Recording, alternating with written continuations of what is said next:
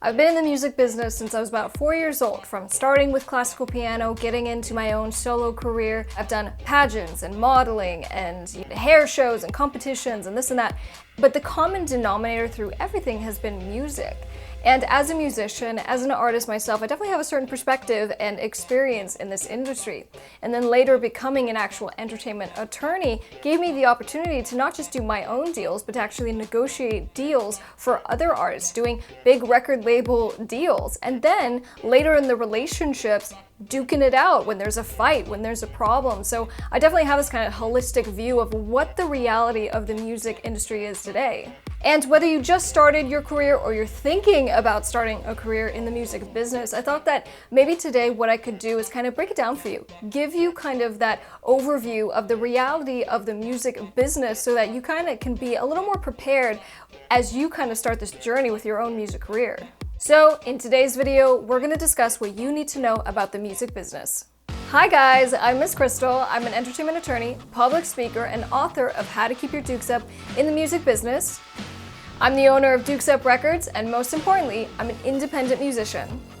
Don't forget to subscribe and turn on those bell notifications so you don't miss our weekly videos helping you with your music career and getting you to that next level. And if you take your music career super seriously, we have a book that is now, by popular demand, available as a direct digital download. So that just means you can actually get the book right now, linked down in the description below. And the book is almost 400 pages of everything that you need to know about being an independent musician, from the day-to-day stuff, from understanding copyrights and trademarks, music marketing, and I even provide the actual contracts that you need to stay safe. So as we go through this kind of expose of the music business, I'm going to break it into two sections. Essentially, we're going to start with just discussing the actual state of the music industry and the reality. But then on the flip side, what is it that you need to be doing to ensure that even if you do sign with a record label, even if you stay independent, that you're setting yourself up for success? And we'll talk about what those actual strategies look like. Understanding that for a lot of us, all we want is a record deal, because the record deal feels and sounds like we're gonna get an opportunity to get the help that we need with our marketing. We're gonna get contacts, we're gonna get put on, as features, we're gonna be put on tour. And that basically the record label is gonna bridge the gap that we feel for all these different things that we have to do as musicians. Now, obviously, you might be in a band, you might be a solo act, you might just be a saxophone player. I mean, whatever you're doing in the industry, all of this stuff pertains to everybody. And so as we kind of look at, standard record label deals, I think that most people know that they're pretty one-sided. That's just the reality. And whereas it was pretty grossly one-sided and record labels were unchecked and they were really exploiting artists and not even paying them and just doing all this stuff, well, in recent decades, that's become less and less. Now, the actual traditional record label deal still exists though. There have been tweaks here and there, but at the end of the day, certain things are still the same, including the fact that the record label is gonna own your music. And this is something that is just so very slightly kind of, said and thought of, and it's a fleeting moment. And I don't think artists give this the weight that it really deserves, because what we're talking about is signing away the rights to our music forever. Now, obviously, the exchange is I assign my music to the label makes all my dreams come true, and the label makes me a big star, and we hope that that's gonna happen. But for the majority of artists, that's not what happens. And even for record labels, right? Because I represent record labels, and I see this from the other side. They need to make their money because they're taking a gamble on all kinds of artists all at once. And typically, the one artist or the two artists that kind of knock it out of the park and making the money, doing the tours, are the ones that are going to make up for all of the losses on the different artists. But even though those artists were losses, they're still signed to the label. They're still locked into those deals and they can't do anything. And of course, their music is also, stuck with the label forever. And so it ends up, creating these scenarios where artists kind of get screwed over and the label has to move on, or so they say, right? So the label is gonna say, I'm losing money on this artist, their album didn't do well, I still own them essentially, but I'm not gonna put money into them anymore. And so the artists basically get shelved, which means that the label isn't putting anything new into the artist, but the artist can't do anything because they're signed to the label. And the flip side of it as well is that because the record label is taking all of the risk, right, and putting out the money to pay for the marketing and helping with paying for studio time and this and that, the label is also going to be taking from usually everything in the artist's musical career, right? It's not just the music. The label is also going to be taking a percentage of earnings from the live shows, the merchandise, from the publishing, and even from the actual music earnings, right? Industry standard is that the artist gets a very small percent of the revenue from the music.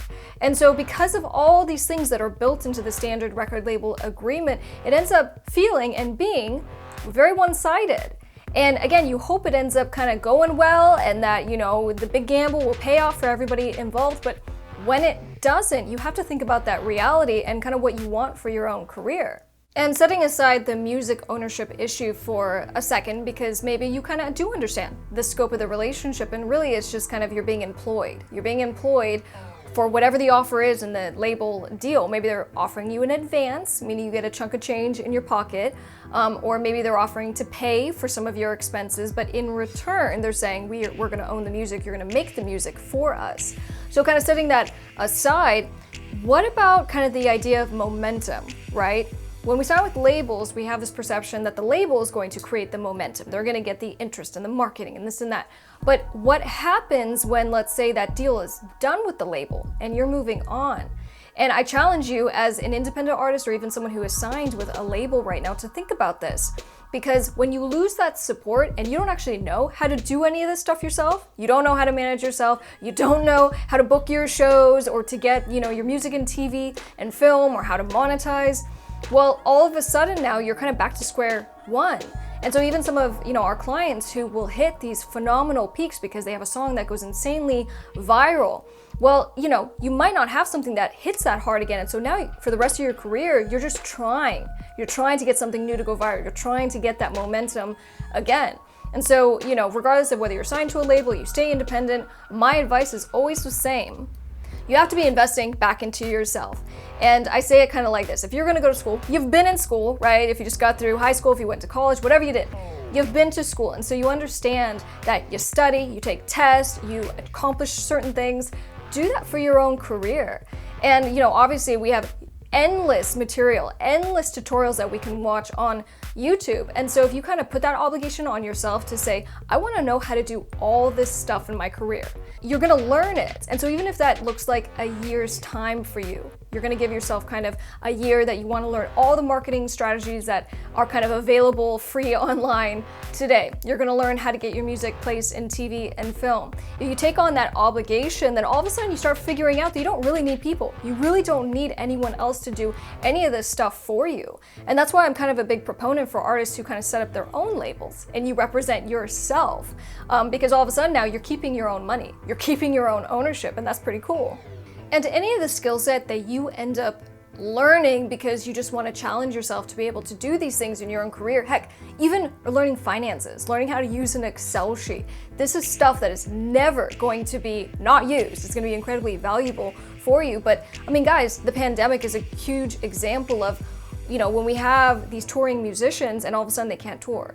Or maybe later in your career, you decide you don't want to make music anymore, but along the way, you've learned all these incredible skills. And so now you can kind of be of value to others and it's a way to make money. And so constantly be challenging yourself to grow, because again, back to this whole looking at the music industry and the reality of it, you know, these are all just gamblers. These record labels and these management companies and everyone is just trying to hit it out of the park, as we are. But you know, they'll get tired of you and they will drop you and they will breach contracts and they will do all these things. And no one's gonna have your best interest at heart more than you. And so understanding that, you know, having that mentality, it's gonna put you in a better position to say no sometimes. Maybe it's not a good fit. Maybe you don't wanna do the deal because you're giving up too much. And for me, you know, I'm happy to say that at this point, I still own 100% of my catalog. I've never given up rights to anything that I've created. And, you know, had I done that, I mean, you know, especially for maybe what I didn't get in return, I'd be pretty bummed out at this point. So now what you want to do is you need to just remember that at the end of the day, it's about getting attention and it's about getting audience. Okay, so for you to get to whatever that next step is in your career, you need to have eyes on you, right? So eyes can be fans, eyes can be record label execs if that's the direction that you want to go, but you need to get that attention because you start hustling. You're putting out content, you're doing your photos, you're putting out music, you're putting out videos, but that's all on you.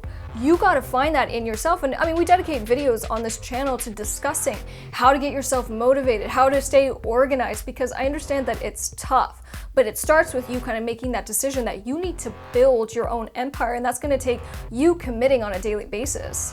And once you have that audience, once you have that attention, then you can start thinking about monetizing, right? So when we say monetize, how do you make money now? How do you make money from your music, your merchandise, your touring, and basically your fans, right? So they say if you have like 100 super hardcore fans, the ones that are gonna buy your merch, come to your shows, I mean, you can make a sustainable income just from that. So once you kind of have those two steps, right? Get the attention, then number two, start to monetize, you start insulating yourself. And like I said, you don't need other people, and that becomes incredibly empowering. And I had another kind of suggestion that I made to one of my independent musicians, and I recommended to him because he was kind of haggling with someone about they wanted to get a certain percentage of his earnings and they were going to help with this and that. And I remember just saying, you know, you can hire contractors, right? And when I say contractors, I mean just people who aren't employees, people who can come and do things for you, and you just pay them. And a light bulb went off in his head. He just goes, I've never thought about that. And he goes, that's amazing, because that's what I want. I don't want to give away ownership. I don't want to give away a percentage of my income. I'd rather just pay someone hourly to come and help me with what I need to do. And even for me, you know, what I do with my own music career, it's very insulated, and my entire team is basically in-house. We outsource rarely, but when we need to, we'll hire contractors. And so it's a very empowering kind of thing to be able to kind of have your own team, your own house, your own creative house. And that's definitely something that I would suggest for anybody, regardless of where you're at in your music career right now. And I mentioned that there are artists who start record labels because they just want to have a label to represent themselves and then to start building later on and bringing in new artists. And if that's something that's interesting to you, we just finished my online course, How to Start a Record Label, and I give you the A to Z guide as a record label owner myself, as well as an entertainment attorney today, not just the contracts, which you absolutely need, but I'm going to walk you through how do you register the music, how do you collect money from every single source that you need to, how do you get music in TV and film, and it's all stuff that we cover in the course. So if you're interested, you can sign up to get on the email list, which is down in the description below. I just released my new album, Dangerous Daughters, which is now available on all music platforms. Just search Miss Crystal. And we also released a new music video called Holy Water, which I'll be sure to link at the end of this video. Don't forget to come say hi on social media. I'm definitely the most active on Instagram, and it's always cool to meet you guys. I'm gonna get out of here, but thank you for watching this video. Don't forget to subscribe, turn on those bell notifications so you don't miss any videos from your new favorite redhead. I'm Miss Crystal. Bye.